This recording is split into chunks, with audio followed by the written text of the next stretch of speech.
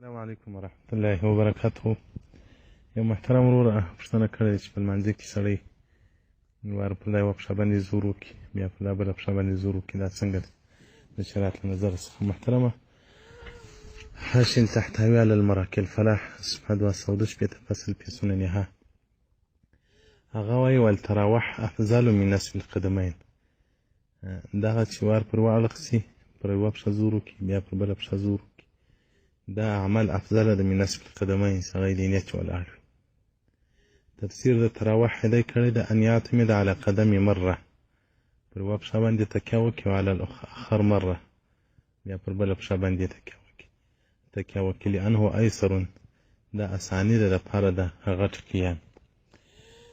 مراکل فلاح دا متن دی او حاشیه تحتوي لاندې ورسره وایي چې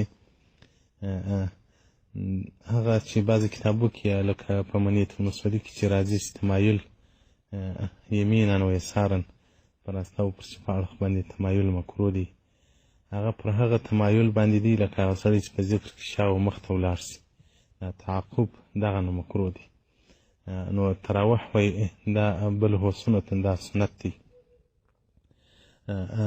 او پاته هغه خلک چې عذر لري چې چاغ وي او یا مریض وي، دغه دپاره په الامر علیه سهل، دغه دپاره بیا بیخي وسایي ده.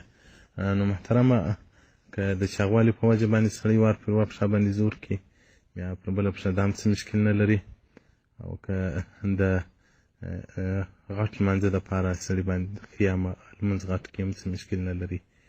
دا چې تمایل مکروه دي هغه چې لکه سړی چې په ذکر کې شا او مخ ته کېږي او یا په ذکر کې ډېر وراسته اړخ چې په اړخ ته یا په ذکر کې بعضې وخت په حلقه د ذکر کې تمایل کوي وار و اړخ ته سي بیا بل اړخ ته سي، هغه عمل نه مکروه دی. دا بعضې ورونو نو پر دا لفظ باندې غلط سي. حاشیة تحتوي على المراکل فلاح صفحه 216 فصل في سننها. والسلام علیکم ورحمة الله وبرکاته.